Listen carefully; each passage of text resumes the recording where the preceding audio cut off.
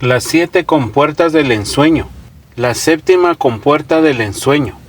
Llegamos a ella cuando somos capaces de fijar la totalidad de nuestra conciencia en la fuerza que mantiene cohesionados los campos energéticos, estrellas, rocas y organismos, es decir, materializar el doble y materializar objetos en realidades no ordinarias. Cuando somos capaces de ver lo que no se puede conocer sin sucumbir a ello, aquí se trasciende el ámbito de lo estrictamente humano, se puede trascender en el tiempo. La cruzamos cuando ardemos con el fuego interno, cuando ambos cuerpos se transforman en energía pura sin perder la conciencia de ser.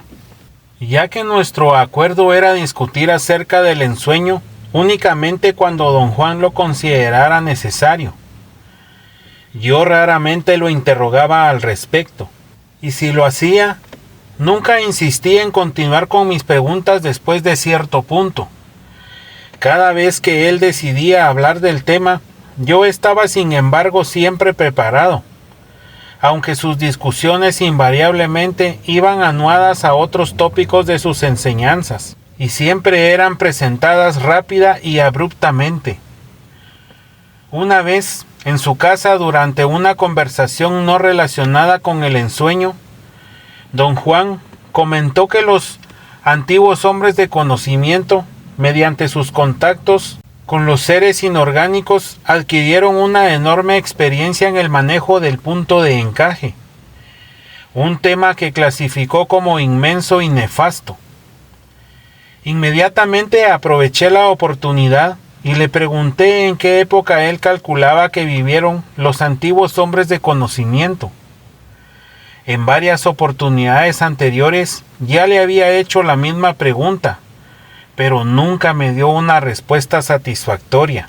Esta vez, ya que él era quien había abierto la discusión, yo confiaba que se vería obligado a contestarme.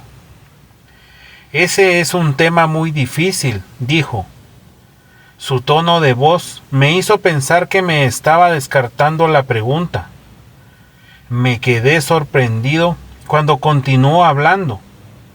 Es un tema tan abrumador para la razón como el de los seres inorgánicos. Por cierto, ¿qué es lo que piensas de ellos ahora? He dejado mis opiniones totalmente de lado, le dije. No me puedo dar el lujo de pensar en ellos ni de un modo ni de otro. Mi respuesta lo deleitó. Se rió y comentó acerca de sus propios miedos y aversiones a los seres inorgánicos.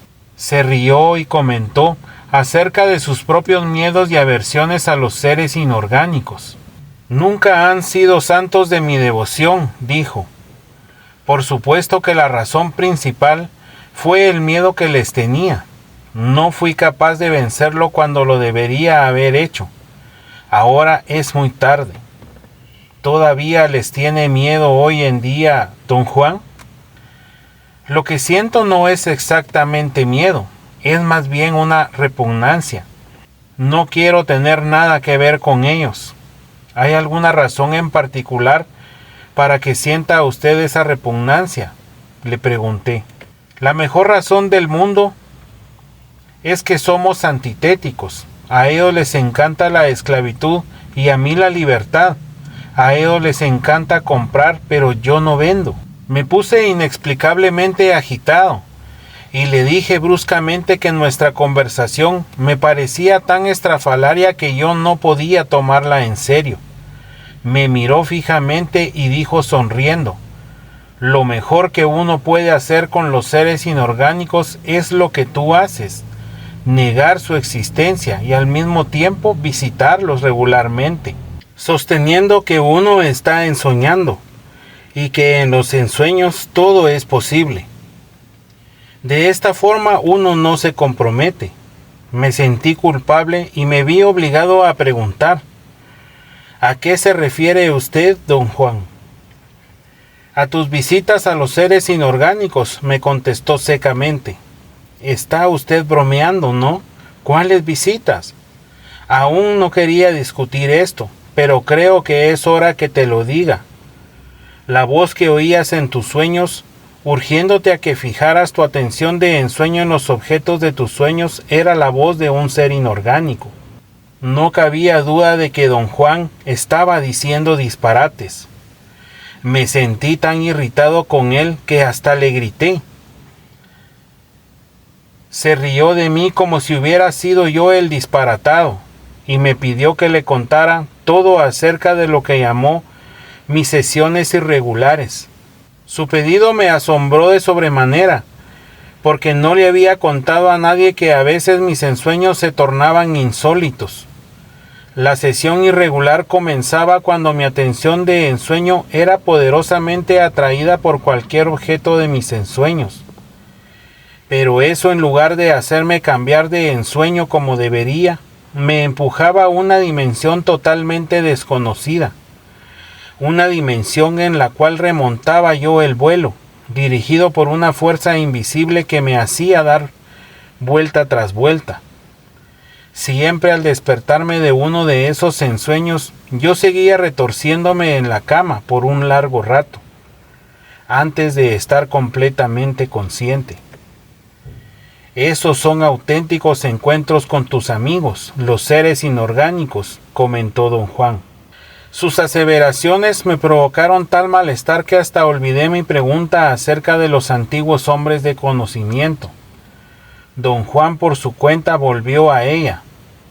Mi idea es que los antiguos hombres de conocimiento existieron hace quizá 10.000 años, dijo sonriendo y observando mi reacción.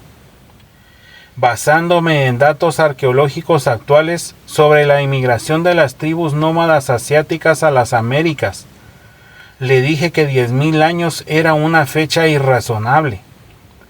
Tú tienes tu conocimiento y yo tengo el mío, dijo. El mío es que los antiguos hombres de conocimiento rigieron por 4.000 años, hace 3.000 años. Hace 3.000 años se fue a pique, y desde entonces los nuevos hombres de conocimiento han estado reagrupando y reconstruyendo lo que quedó de los antiguos. ¿Cómo puede usted estar tan seguro de sus fechas?, pregunté. ¿Cómo puedes tú estar tan seguro de las tuyas?, replicó.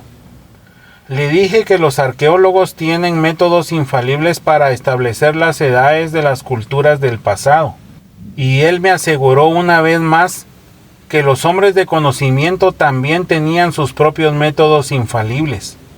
No estoy tratando ni de llevarte la contraria ni de pelearme contigo, continuó. Pero muy pronto vas a tener la oportunidad de preguntarle eso mismo a alguien que lo sabe con absoluta certeza. Nadie puede saber esto con absoluta certeza, don Juan. Sí se puede, y eso es otra de esas cosas de hombres de conocimiento que son imposibles de creer. Hay alguien que puede verificar todo esto. Algún día lo conocerás en persona. Vamos, don Juan, usted tiene que estar bromeando. ¿Quién podría verificar lo que sucedió hace tantos miles de años? Muy sencillo, uno de los antiguos hombres de conocimiento, de los cuales hemos estado hablando, el mismo que yo conocí, él es quien me dijo todo lo que sé acerca de los antiguos hombres de conocimiento. Espero que siempre recuerdes lo que te voy a contar acerca de ese hombre. Él es alguien a quien estás obligado a conocer porque es la clave de muchos de nuestros asuntos. Don Juan me escudriñó por largo rato y luego me acusó de no haberle creído una sola palabra de lo que me había dicho acerca de los hombres antiguos de conocimiento. Admití que en mi estado cotidiano de conciencia, naturalmente no le había creído una sola palabra. Sus historias me parecían historias descabelladas. En la segunda atención tampoco le creí, aunque ahí debería haber tenido una reacción diferente. Se vuelven historias descabelladas únicamente cuando te pones a examinarlas como si fueran eventos del mundo diario, remarcó. Si no involucraras tu sentido común, todo esto sería estrictamente una cuestión de energía. ¿Por qué dijo usted que estoy obligado a conocer a uno de estos antiguos, porque es imperativo, es vital que los conozcas algún día. Por ahora, simplemente déjame que te cuente otra historia traída de los cabellos, acerca de uno de los nahuales de mi línea, el nahual Sebastián. Don Juan dijo que a principios del siglo XVIII, el nahual Sebastián era el sacristán de una iglesia del sur de México. Recalcó que los hombres de conocimiento del pasado o del presente han buscado y han encontrado refugio en instituciones establecidas tal como la iglesia. Explicó que el soberbio sentido de disciplina de los hombres de conocimiento los convierte en empleados dignos de confianza, codiciados por instituciones que constantemente tienen extrema necesidad de tales personas, y siempre y cuando nadie se entere que son hombres de conocimiento. Sus mismas prácticas los hacen aparecer como trabajadores modelo. Una tarde, mientras Sebastián estaba cumpliendo con sus tareas de sacristán, un indio de aspecto raro entró a la iglesia. Era viejo y parecía estar enfermo. Con voz débil le pidió ayuda a Sebastián. El nahual pensó que el hombre debería hablar con el cura de la parroquia. Haciendo un gran esfuerzo, el hombre se dirigió al nahual y en un tono áspero y directo le dijo que sabía que Sebastián era no solamente un hombre de conocimiento, sino un nahual. Sebastián, bastante alarmado por el repentino giro de los acontecimientos, llevó al indio hacia un lado más privado y le recriminó de su osadía. El hombre le contestó que estaba ahí para obtener ayuda, no para pedir disculpas. Necesitaba la energía del nahual para mantener su vida, la cual, le aseguró a Sebastián, había durado miles de años, pero en ese momento se desvanecía. Sebastián, quien era un hombre muy inteligente, no se encontraba dispuesto a escuchar tales disparates. Instigó al viejo indio a que se dejara de tonterías. El indio se enojó y lo amenazó con delatarlo a él y a su grupo a las autoridades eclesiásticas, a menos que accediera a su pedido. Don Juan me recordó que en esos tiempos las autoridades eclesiásticas erradicaban brutal y sistemáticamente las prácticas religiosas autóctonas de los indios del Nuevo Mundo. La amenaza del indio no era algo que Sebastián pudiera tomar a la ligera. El nahual y su grupo realmente se hallaban en peligro mortal. Sebastián le preguntó al indio cómo podría darle energía. El hombre explicó que los nahuales almacenan en sus cuerpos una peculiar energía producto de su disciplina, y que él era capaz de sacarla a través de su centro energético, que todos tenemos en la región umbilical. Le aseguró a Sebastián que no sentiría dolor alguno, y que a cambio de su energía podría no solo continuar sano y salvo con sus actividades, sino que también obtendría un regalo de poder. Al nahual Sebastián no le cayó nada bien el haber entrado en tratos con ese indio, pero el hombre fue inflexible y no le dejó otra salida más que cumplir con sus deseos. Don Juan comentó que el indio no estaba en lo absoluto exagerando acerca de lo que él afirmó. Verdaderamente era uno de los antiguos hombres de conocimiento, conocidos como los desafiantes de la muerte. Aparentemente había sobrevivido hasta el presente por medio de maniobras que solo él podía realizar. Lo que aconteció entre Sebastián y aquel hombre se convirtió en la base de un acuerdo que ligó a los 6 nahuales que siguieron a Sebastián.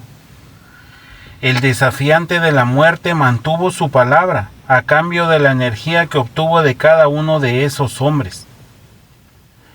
Les hizo a cada uno de ellos una donación, un regalo de poder. Sebastián fue el primero en recibirlo, aunque con desagrado. Todos los demás nahuales, por el contrario, aceptaron gustosamente sus regalos.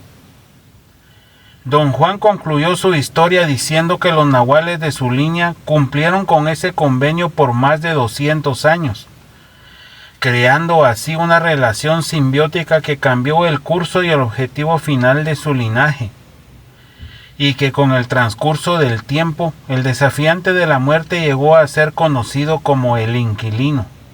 Don Juan no explicó nada más acerca de esta historia, pero me quedé con una extraña sensación de veracidad que me molestó, más de lo que yo pudiera haber imaginado. ¿Cómo pudo ese hombre sobrevivir tanto tiempo?, le pregunté. Nadie lo sabe, contestó. Todo lo que sabemos de él por generaciones es lo que él nos dice. El desafiante de la muerte es a quien le pregunté sobre los antiguos hombres de conocimiento, y es él quien me dijo que llegaron a su final hace 3000 años. ¿Está usted seguro que le está diciendo la verdad?, le pregunté. Don Juan me miró con ojos de asombro. Cuando uno está allí, frente a ese inconcebible desconocido, dijo señalando a su alrededor, uno no se sale con pinches mentiras. Esas mentiras son para la gente que no sabe lo que está ahí esperándonos. ¿Qué es lo que nos está esperando, don Juan? Su respuesta, al parecer, una frase inofensiva, se me hizo más aterrorizante que una descripción de algo horrendo. Lo enteramente impersonal, dijo. Se debe de haber dado cuenta de mi estado de ánimo y me hizo cambiar niveles de conciencia para que mi miedo se desvaneciera. Unos meses más tarde mi práctica de ensueño tomó un giro inusitado. En mis sueños empecé a obtener respuestas a preguntas que estaba planeando hacerle a don Juan. Lo más raro de esta extraña situación fue que en un santiamén me empezó a ocurrir lo mismo cuando estaba despierto. Un día recibí respuesta a una pregunta acerca de la realidad de los seres inorgánicos. Los había estado ensoñando tantas veces que empecé a creer que realmente existían. Tenía muy en cuenta el haber tocado a uno de ellos, en ese estado de conciencia seminormal, en el desierto de Sonora.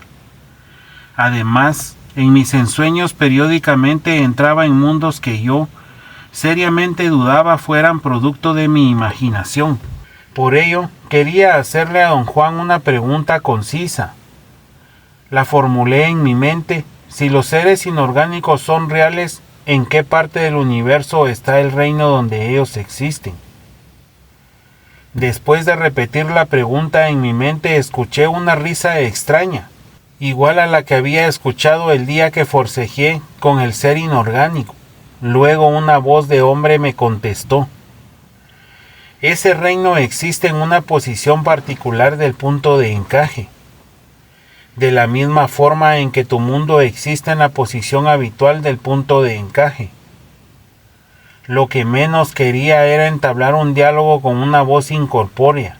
Me levanté de un salto de donde estaba sentado y salí corriendo fuera de la casa. Pensé que me estaba volviendo loco, una preocupación más que añadir a mi colección de preocupaciones. La voz fue tan clara y autoritaria que no solamente me intrigó, sino que me aterrorizó. Esperé con nerviosismo total el próximo asalto de esa voz, pero eso nunca se repitió. En la primera oportunidad que tuve, consulté con don Juan. No quedó en lo más mínimo impresionado. Debes entender, de una vez por todas, que cosas como estas son muy normales en la vida de un hombre de conocimiento, dijo. No estás enloqueciendo, simplemente oíste la voz del emisario del ensueño. Al cruzar la primera o la segunda compuerta del ensueño, los ensoñadores llegan a una fuente universal de energía y empiezan a ver cosas o a escuchar voces. Realmente no son voces, es una sola voz. Los hombres de conocimiento la llaman la voz del emisario de ensueño. ¿Qué es el emisario de ensueño? Una carga de energía diferente a la nuestra.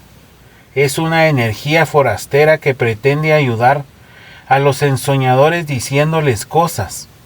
El problema con el emisario de ensueño es que únicamente puedes decirle a los hombres de conocimiento lo que ellos ya saben o deberían saber, si realmente fueran hombres de conocimiento que valen la pena. El que me diga a usted que es una carga de energía no me ayuda en absoluto, don Juan. ¿Qué clase de energía? ¿Benigna, maligna o qué? Es simplemente lo que te dije, una energía diferente a la nuestra, una fuerza impersonal que nosotros convertimos en algo muy personal por el hecho de que tiene voz. Algunos hombres de conocimiento juran que les aconseja, hasta lo ven, o como tú, simplemente la oyen como una voz de hombre o de mujer, una voz que les describe situaciones del momento. La mayoría de las veces, los hombres de conocimiento toman estas descripciones erróneamente como consejos sagrados. ¿Por qué se llega a oír esa energía como una voz?, le pregunté. Los ensoñadores oyen o ven al emisario cuando tienen suficiente energía para mantener sus puntos de encaje fijos en una nueva posición específica. Mientras más intensa es esa fijación, más intensa la experiencia del emisario. Ten cuidado, a lo mejor un día lo ves o lo sientes como una mujer desnuda. Don Juan se rió de su propio comentario, pero yo estaba demasiado asustado para frivolidades. ¿Es esta una fuerza capaz de materializarse?, le pregunté. Por supuesto, contestó, y todo depende de cuán fijo esté el punto de encaje. Sin embargo, si se mantiene cierto grado de desapego, nada sucede. El emisario permanece como lo que es, una fuerza impersonal que actúa con nosotros debido a la fijación de nuestros puntos de encaje. ¿Es el consejo del emisario algo que pueda tomar en serio? Nada de lo que dice es consejo, únicamente describe lo que está frente a uno. Las conclusiones son nuestras propias deducciones. Le dije a don Juan lo que la voz me había dicho. Ya ves, es exactamente lo que te dije, recalcó. El emisario no te dijo nada nuevo. Sus aseveraciones fueron correctas, pero únicamente parecía que te estaba revelando algo nuevo. Lo que el emisario hizo fue meramente repetirte lo que tú ya sabías. Lo siento mucho, don Juan, pero no puedo decir que yo ya sabía todo eso. Sí puedes decirlo. Tú sabes ahorita infinitamente más de lo que racionalmente sospechas acerca del misterio del universo. Tú sabes ahora infinitamente más de lo que racionalmente sospechas acerca del misterio del universo. Pero esa es la dolencia del género humano, saber más de lo que sospechamos acerca del misterio del universo. A pesar de todo lo que me dijo don Juan, el haber experimentado el increíble fenómeno de la voz del emisario por mi propia cuenta, me causó una tremenda euforia. Durante otra discusión sobre el ensueño, aproveché la oportunidad y le pregunté a don Juan si él también lo oía como una voz. Con una amplia sonrisa dijo, sí, el emisario me habla. En mi juventud lo veía como un fraile con capuchón negro que me hacía medio morir de miedo cada vez que me hablaba. Cuando mi miedo disminuyó, se convirtió en una voz incorpórea, la cual me habla hasta el día de hoy. ¿Qué le dice a usted, don Juan? Me habla de las cosas en que enfoco mi atención, cosas que no me tomo la molestia de averiguar por mí mismo, como por ejemplo, detalles sobre el comportamiento de mis aprendices, lo que hacen cuando yo no estoy con ellos. Me dice cosas de ti en particular. El emisario me dice todo lo que haces. En ese momento realmente perdí el interés de continuar nuestra conversación. Busqué frenéticamente en mi mente preguntas sobre algunos temas, mientras que él se reía a carcajadas. ¿Es el emisario de ensueños un ser inorgánico?, le pregunté. Digamos que el emisario de ensueños es una fuerza que viene del reino de los seres inorgánicos. Esa es la razón por la cual los ensoñadores siempre la encuentran. Todos la oyen. Son muy pocos los que la ven o la sienten. ¿Tiene usted alguna explicación para esto?, le pregunté. No, además, realmente no tengo ningún interés en el emisario. En un determinado momento de mi vida tuve que decidir entre concentrarme en los seres inorgánicos o seguir los pasos de los antiguos hombres de conocimiento o renunciar a todo eso. Mi maestro, el Nahual Julián, me ayudó a rechazar todo eso. Nunca me he arrepentido de esa decisión. ¿Cree usted que yo también debería rechazar todo esto, don Juan? En lugar de contestarme, me explicó que el reino entero de los seres inorgánicos está siempre dispuesto a enseñar. Dijo que quizá, debido a que los seres inorgánicos tienen una conciencia de ser más profunda que la nuestra, se sienten obligados a tomarnos bajo su tutela. Yo no encontré ninguna razón para convertirme en su alumno, añadió. El precio de su instrucción es demasiado caro. ¿Cuál es el precio? Nuestras vidas, nuestra energía. Demandan total devoción hacia ellos. En otras palabras, nos roban la libertad. Pero ¿qué es lo que ellos enseñan? Cosas que atañen a su mundo, del mismo modo que nosotros les enseñaríamos, si fuéramos capaces de enseñarles cosas que atañen a nuestro mundo. Su método es tomar nuestro ser básico como medida de lo que necesitamos, y de acuerdo a eso enseñarnos, un método sumamente peligroso. No veo por qué pueda ser peligroso. Si alguien va a tomar a su ser básico como medida, con todos sus vicios, tus miedos y tu avaricia y envidias, y toda tu porquería, y va a enseñarte a que te satisfaga ese desastroso estado de ser, ¿cuál crees que sea el resultado? No tuve nada que responder. Pensé que había comprendido perfectamente bien. El problema de los antiguos hombres de conocimiento es que aprendieron cosas maravillosas, pero sobre las bases de una inconsciencia de ser sin enmendar, prosiguió don Juan.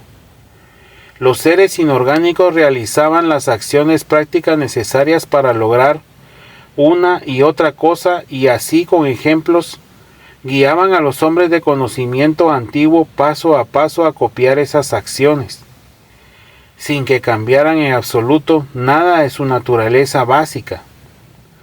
¿Todavía existe esa clase de relaciones con los seres inorgánicos hoy en día?, le pregunté. No te puedo contestar eso con certeza.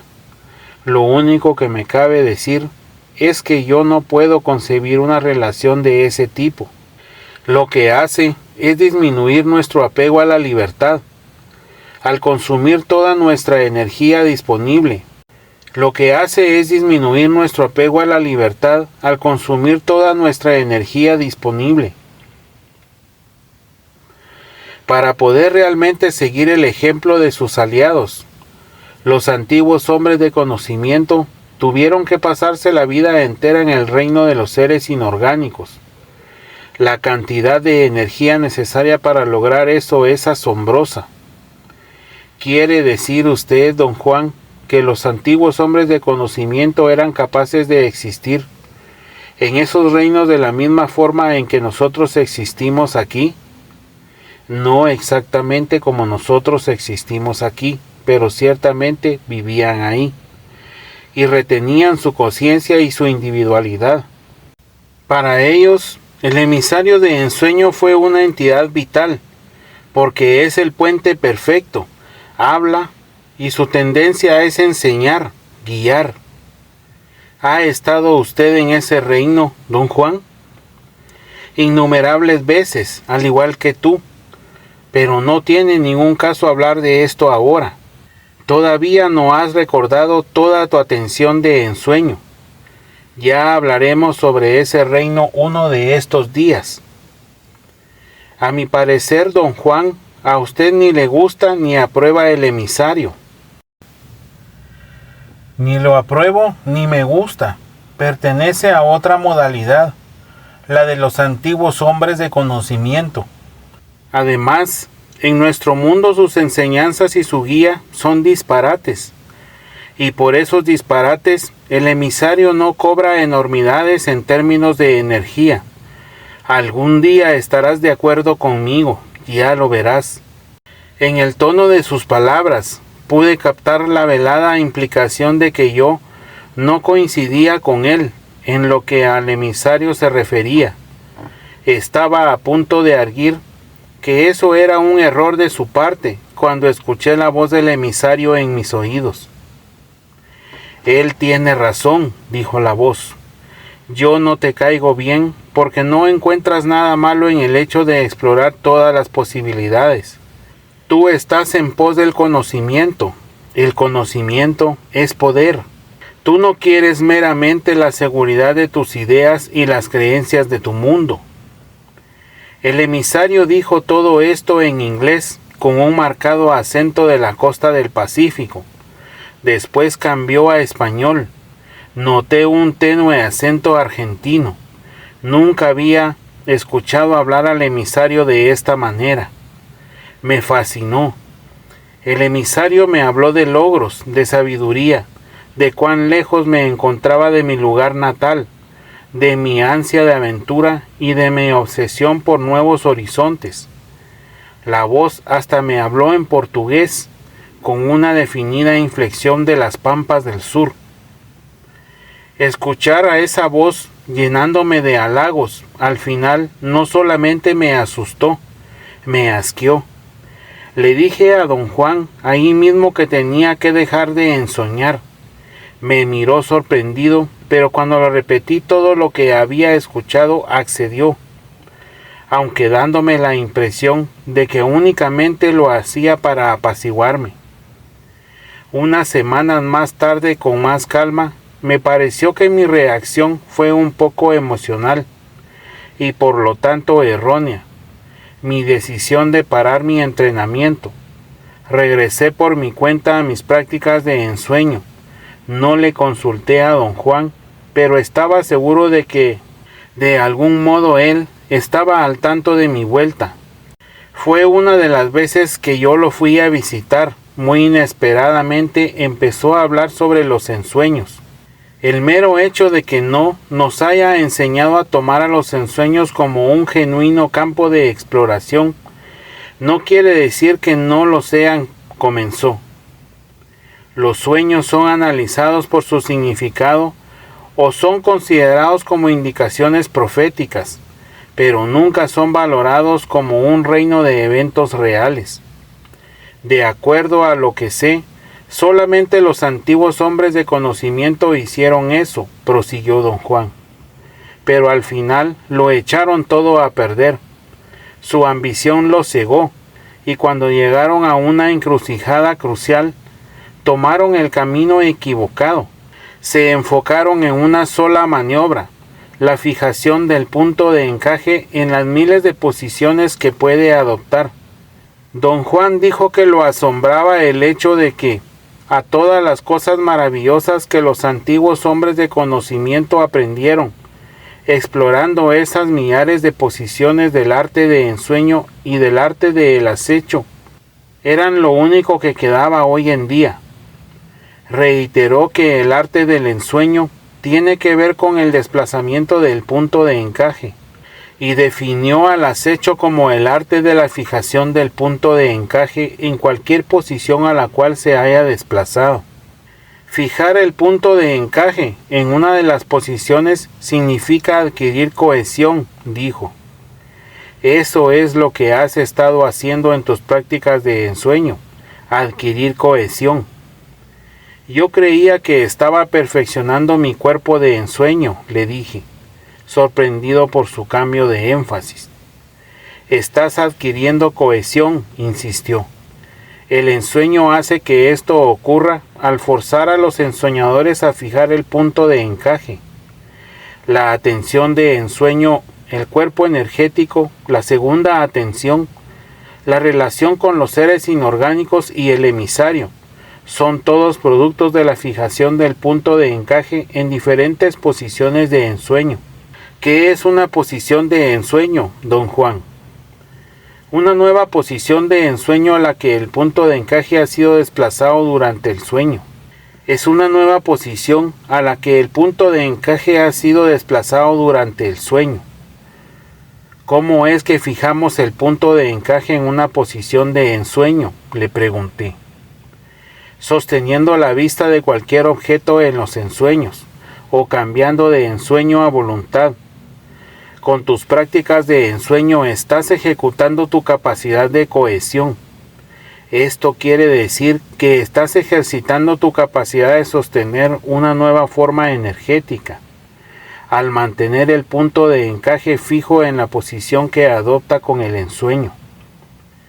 Realmente mantengo otra forma energética, don Juan. No exactamente, y no porque no puedas, sino simplemente porque estás empezando a desplazar tu punto de encaje dentro del huevo luminoso, en lugar de moverlo fuera de él. Los cambios del punto de encaje causan pequeñas transformaciones, las cuales prácticamente no se notan. El reto de tales cambios es que son tan pequeños y tan numerosos que mantener cohesión en todos ellos es un verdadero triunfo. ¿Cómo podemos saber que mantenemos la cohesión? Lo sabemos por la claridad de nuestra percepción. Cuanto más clara sea la visión de nuestros ensueños, mayor es nuestra cohesión. Dijo que ya era hora de que yo aplicara en la práctica lo que había aprendido en mis ensueños. Sin darme tiempo a preguntar nada, me pidió que enfocara mi atención como si estuviera ensoñando en el follaje de un árbol de desierto que crecía cerca de ahí, un mezquite. ¿Quiere usted que lo mire fijamente?, le pregunté.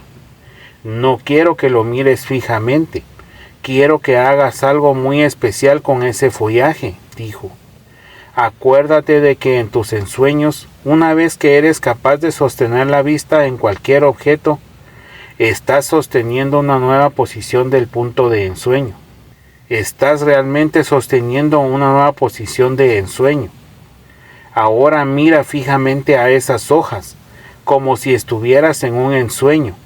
Con una muy significativa variación, vas a sostener tu atención de ensueño en las hojas de ese mezquite, en la conciencia de ser del mundo cotidiano.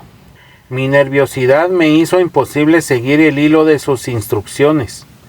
Me explicó pacientemente que al mirar fijamente el follaje, se llevaría a cabo un diminuto desplazamiento de mi punto de encaje. Luego, al entrar en mi atención de ensueño, a conciencia de mirar fijamente a cada hoja, lo que yo haría es fijar ese diminuto desplazamiento, y al hacerlo, mi cohesión me haría percibir en términos de la segunda atención, añadió, riéndose que el proceso era ridículo de tan simple que era. Don Juan tenía razón. Todo lo que necesité fue enfocar y mantener mi atención en las hojas y en un instante fui atraído por una sensación de vórtice, como en mis ensueños. El follaje del mezquite se convirtió en un universo de datos sensoriales. Fue como si el follaje me hubiese engullido. Si tocaba las hojas, podía realmente sentirlas. También podía olerlas.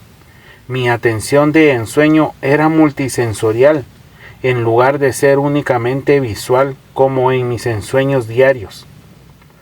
Lo que empezó con fijar la vista en el follaje del mezquite, se convirtió en un ensueño. Creí que me encontraba en un árbol irreal, como me había encontrado en árboles de incontables ensueños, y naturalmente me comporté en ese árbol irreal como había aprendido a comportarme en mis ensueños. Me moví de objeto en objeto, atraído por la fuerza de su vórtice que se formaba en cualquier parte del árbol, en la cual enfocara mi multisensorial atención de ensueño.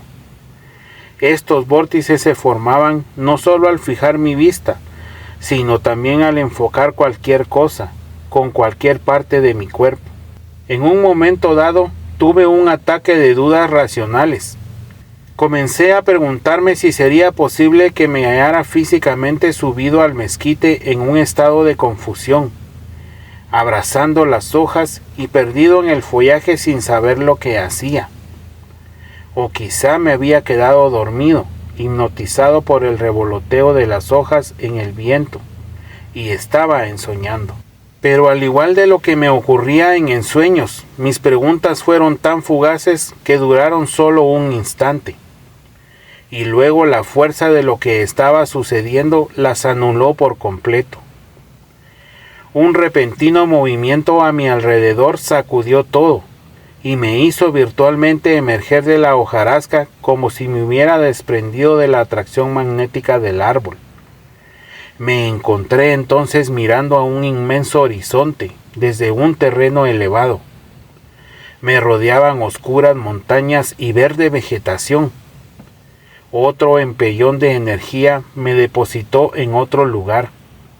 Árboles enormes se asomaban por todos lados en forma amenazadora. Eran más grandes que los pinos de los estados de Oregón y Washington. Nunca había visto yo un bosque como ese. El panorama era de tal contraste con la aridez del desierto de Sonora, que no me quedó ninguna duda de que estaba ensoñando. Me enfoqué en esa extraordinaria visión, con temor de salir prematuramente de ella. Sabía que era una realidad, un ensueño, y que una vez que agotara mi atención de ensueño, saldría de él. Pero las imágenes duraron, aun cuando calculé que ya había agotado mi atención de ensueño, lo que dio lugar a que cruzara por mi mente un pensamiento aterrador. ¿Y si este no fuera un ensueño, ni tampoco el mundo cotidiano? Asustado de la misma forma que un animal debe de experimentar el susto, ingresé a la hojarasca de la cual había emergido. El ímpetu de mi retroceso me empujó de un extremo a otro del follaje y me jaló fuera del árbol. En un abrir y cerrar de ojos estaba parado junto a don Juan, en la puerta de su casa en el desierto de Sonora. Inmediatamente tomé conciencia de que había entrado en un estado en el que podía pensar coherentemente, pero no podía hablar. Don Juan me instó a que no me preocupara. Dijo que nuestra facultad del habla es extremadamente frágil y que los ataques de mudez eran comunes entre los hombres de conocimiento que se aventuraban más allá de los límites de la percepción normal. Mi primera impresión fue que don Juan sentía lástima por mí, pero la voz del emisario del ensueño dijo claramente en ese instante que en unas horas después de dormir estaría yo perfectamente bien. Al despertarme y a petición de don Juan, le describí lo que había visto y hecho. Me advirtió que no me fiara de mi racionalidad para comprender mi experiencia, no porque estuviera de ninguna forma perjudicada, sino porque lo que sucedió era un fenómeno fuera de los límites de la razón. Naturalmente arguí porque así lo creía, pero no podía haber nada fuera de los límites de la razón. ¿Qué puede haber que no estén claras? Pero que tarde o temprano la razón siempre encuentra una forma de aclararlas. Con extrema paciencia don Juan señaló que la razón, el sentido común, el buen juicio, fuentes de gran orgullo para nosotros, porque las consideramos conciencia directa de nuestro valor personal, son meramente el resultado de la fijación del punto de encaje en su posición habitual. Cuanto más rígido y fijo más grande nuestra confianza en nosotros mismos, más grande nuestra idea de que podemos explicar lo que fuera. Añadió que el ensueño, al darnos fluidez para entrar en otros mundos, destruye nuestra idea del yo que sabe todo.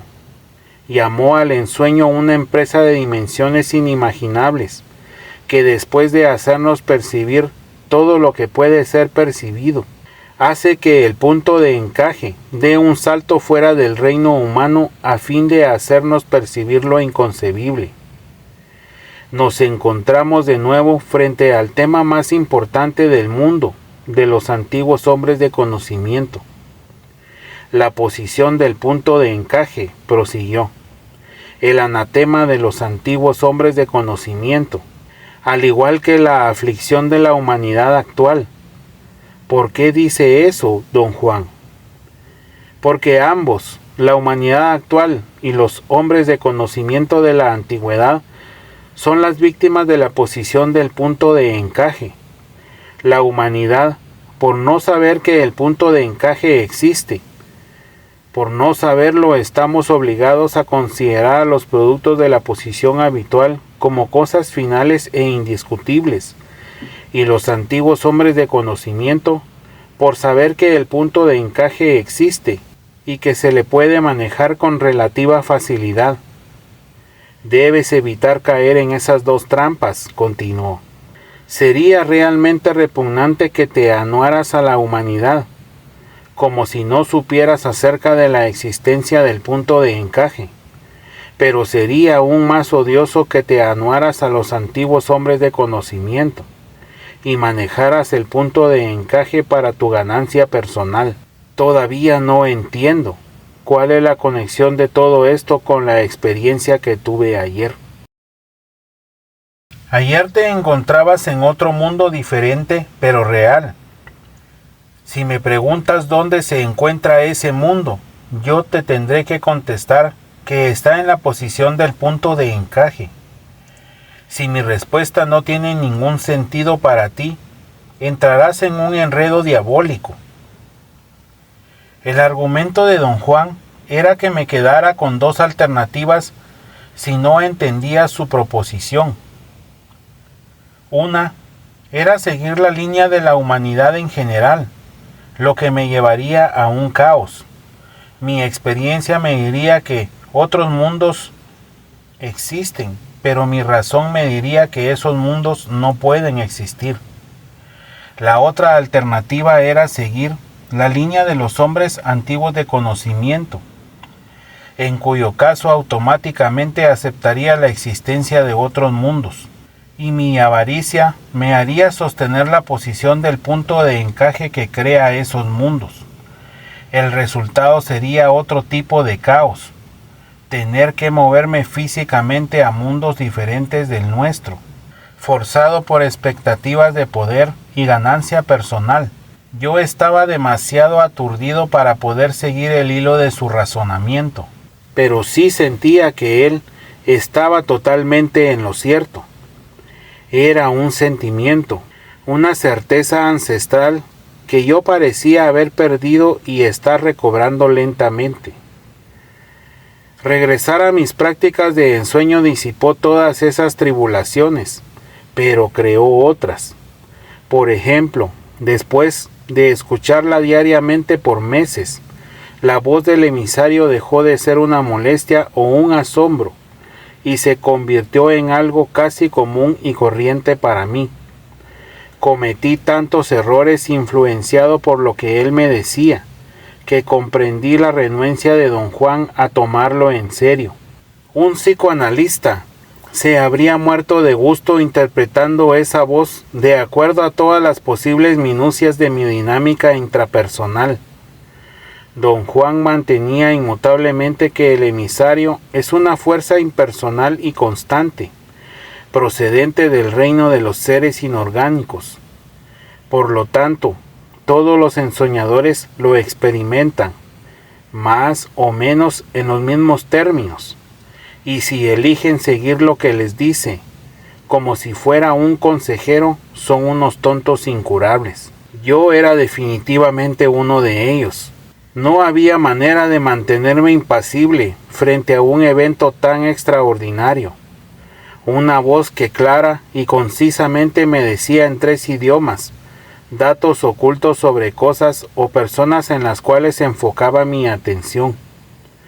La única desventaja, que no tenía grandes consecuencias para mí, era que la voz y yo estábamos sincronizados. Que no tenía grandes consecuencias para mí, era que la voz y yo no estábamos sincronizados. Generalmente el emisario me daba información acerca de cosas, gente o eventos, cuando ya había olvidado mi interés en ellos. Le pregunté a don Juan acerca de esta falla. Me dijo que tenía que ver con la rigidez de mi punto de encaje. Me explicó que habiendo yo sido criado por abuelos, estaba saturado de opiniones e ideas de gente vieja, y que debido a ello yo era peligrosamente rígido. Dijo que su método de darme pociones de plantas alucinógenas no había sido otra cosa sino un esfuerzo para sacudir mi punto de encaje, y así permitir que tuviera un margen mínimo de fluidez.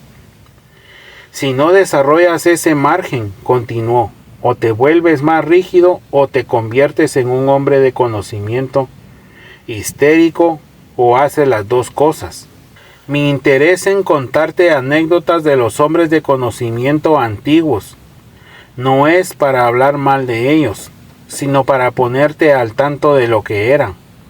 Tarde o temprano tu punto de encaje va a adquirir más fluidez, pero no lo suficiente como para contrarrestar tu tendencia a ser como ellos, rígido e histérico. ¿Cómo puedo evitar eso, don Juan? Hay un modo. Los hombres de conocimiento lo llaman el puro entendimiento. Yo lo llamo el romance con el conocimiento.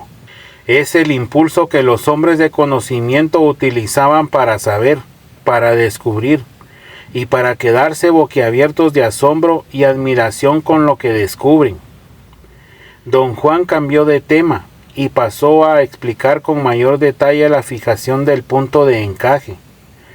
Dijo que al ver el punto de encaje de los niños oscilando constantemente y cambiando fácilmente de lugar, como movido por un temblor, los antiguos hombres de conocimiento llegaron a la conclusión de que su posición habitual no es innata sino creada por los hábitos, viendo también que es solamente en los adultos que éste se fija en un lugar definido. Supusieron que la ubicación específica del punto de encaje promueve una manera específica de percibir. A consecuencia del uso, esta manera específica de percibir se convierte en un sistema para la interpretación de datos sensoriales.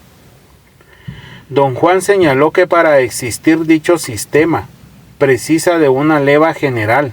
Todos nosotros, los seres humanos al nacer, somos resultado de él, y no pasamos una vida entera ajustando imperiosamente nuestra percepción para que concuerde con las demandas de este sistema.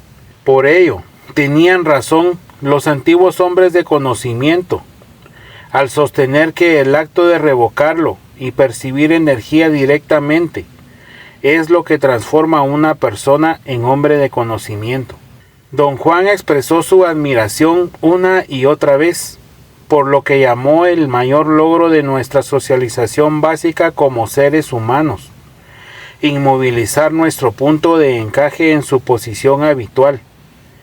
Explicó que una vez que su posición es fija, nuestra percepción puede ser entrenada y dirigida a interpretar lo que percibimos. Nuestro proceso de socialización empieza entonces a guiarnos a percibir más en términos de nuestro sistema que en términos de nuestros sentidos. Don Juan aseguraba que la percepción humana es universalmente homogénea, debido a que el punto de encaje de toda la raza humana está fija en el mismo sitio.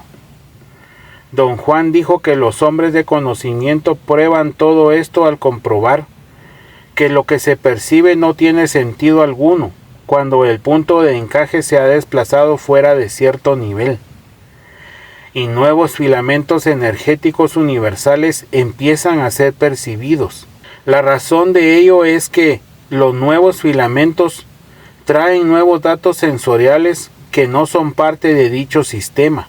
Percibir sin nuestro sistema es, por supuesto, algo caótico, continuó don Juan.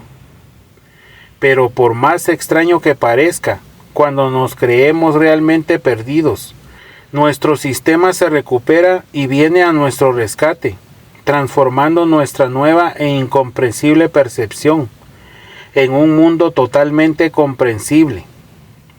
Exactamente como te sucedió cuando fijaste tu mirada en las hojas del árbol de mezquite.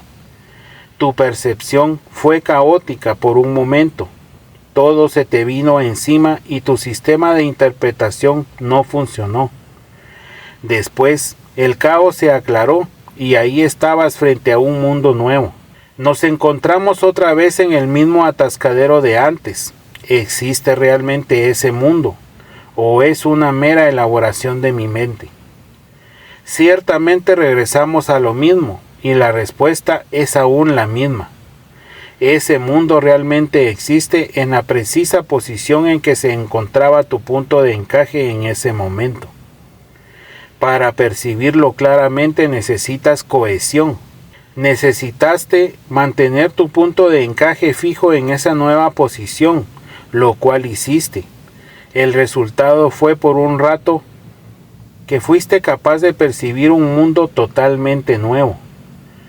¿Pero podrían otros percibir ese mismo mundo?, pregunté. Sí, si tuvieran la uniformidad y cohesión que tenías tú en ese momento. Uniformidad es mantener al unísono la misma posición del punto de encaje. Acechar la percepción era como los antiguos hombres de conocimiento llamaban al acto de adquirir uniformidad y cohesión fuera del mundo normal. El arte del acecho, continuó, como ya lo dije antes, tiene que ver con la fijación del punto de encaje. A través de la práctica, los antiguos hombres de conocimiento descubrieron que cómo es importante desplazar el punto de encaje. Es aún de mayor importancia hacer que se quede fijo en su nueva posición, cualquiera que ésta fuere. Explicó que si el punto de encaje no se logra estabilizar, no hay forma posible de que podamos percibir coherentemente. Lo que entonces percibiríamos sería un caleidoscopio de imágenes disociadas.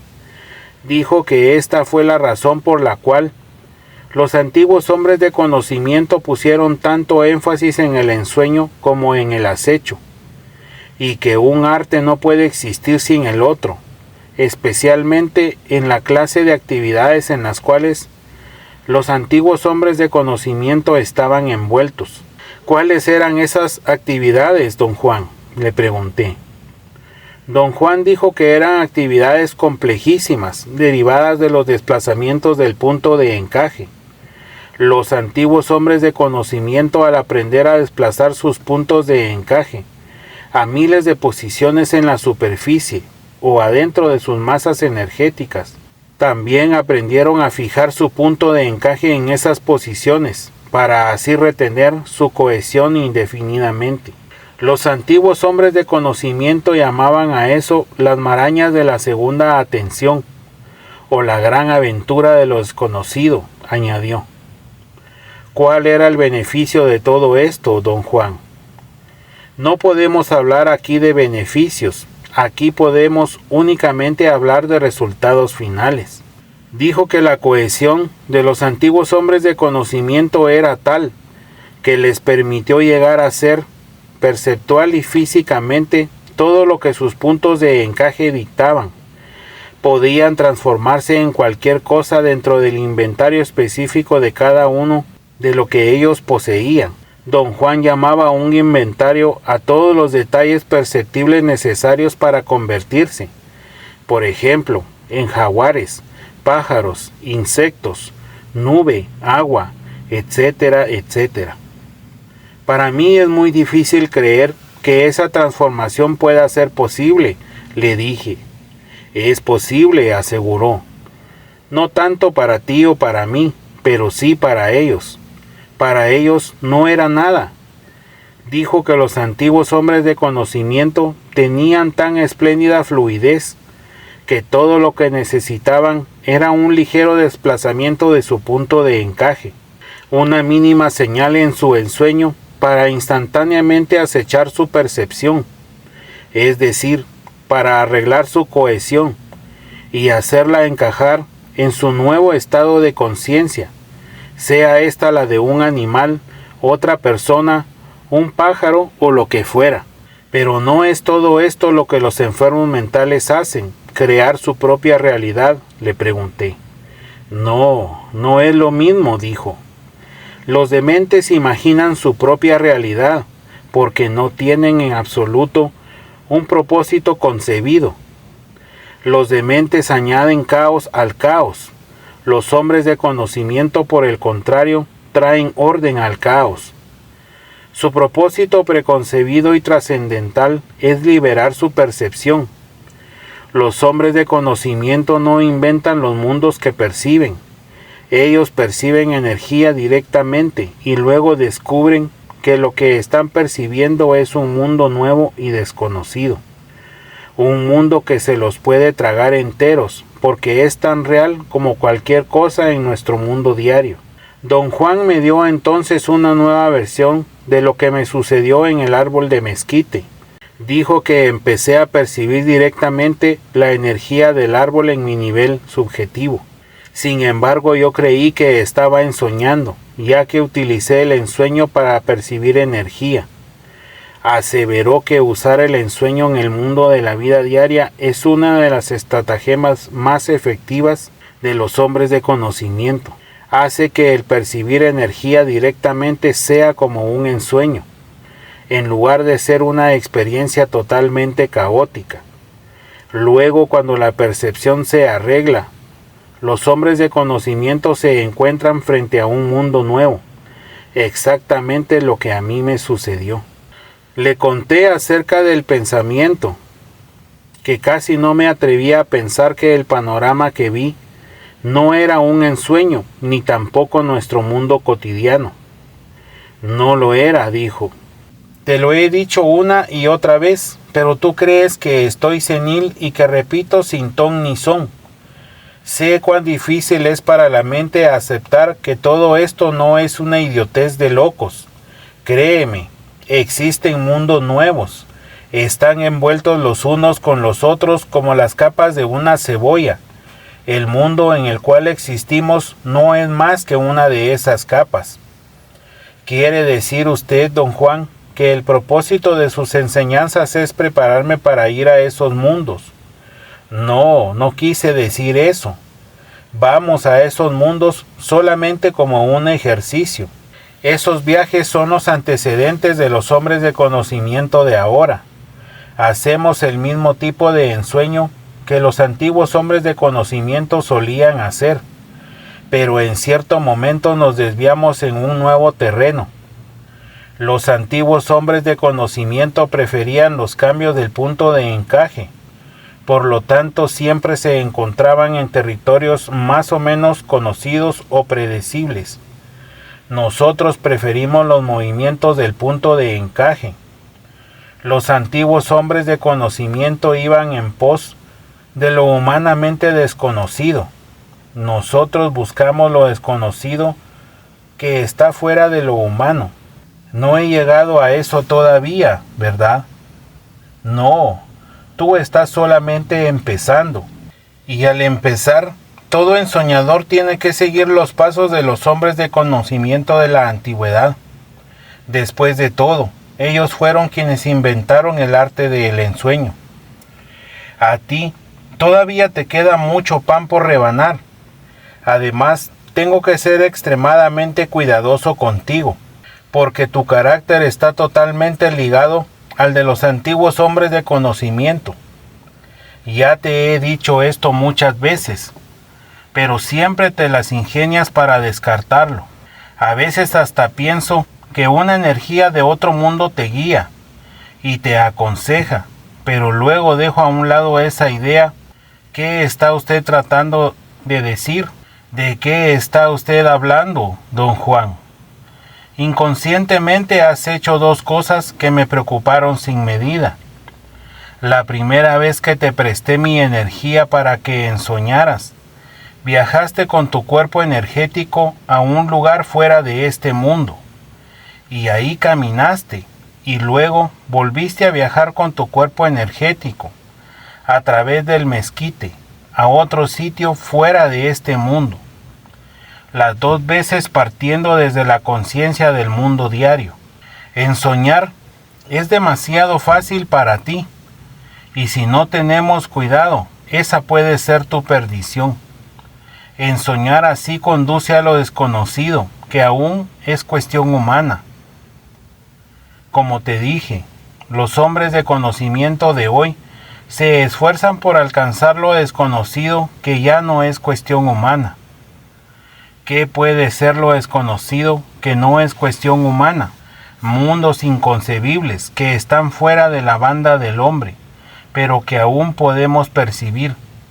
La predilección de los hombres de conocimiento de hoy en día es entrar en mundos fuera del dominio humano, mundos completamente inclusivos, no meramente entrar en el reino de los pájaros o en el reino de los animales, o en el reino de los seres humanos, aunque este fuera el reino del hombre desconocido. Te estoy hablando de mundos como en el que vivimos, mundos completos con un sinfín de reinos. ¿Dónde están esos mundos, don Juan? En las diferentes posiciones del punto de encaje. Efectivamente, en las diferentes posiciones del punto de encaje.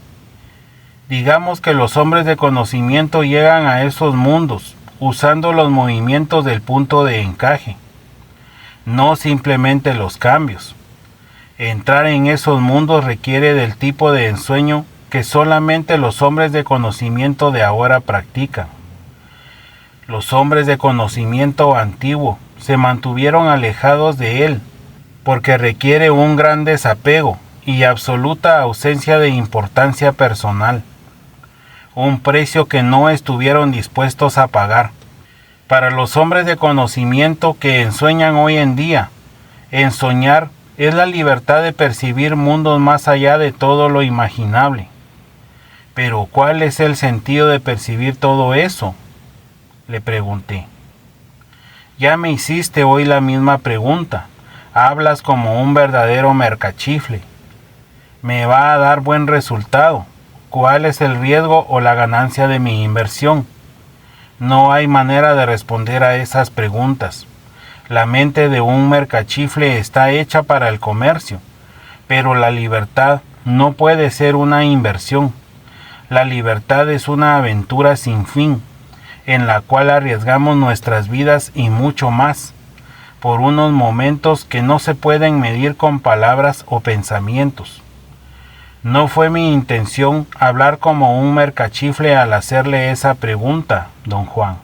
Lo que quiero saber es, ¿cuál podría ser la fuerza que impulse a un perfecto haragán como yo para que hiciera todo esto? La búsqueda de la libertad es la única fuerza que yo conozco. Libertad de volar en ese infinito, libertad de disolverse, de elevarse, de ser como la llama de una vela, que aún al enfrentarse a la luz de 1 billón de estrellas permanece intacta, porque nunca pretendió ser más de lo que es, la llama de una vela. Gracias por escuchar.